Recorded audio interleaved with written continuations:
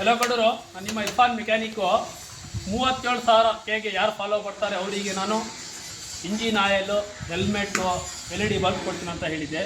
ಇದರಲ್ಲಿ 2 ಐಟಮ್ ಇದ್ದಾವೆ.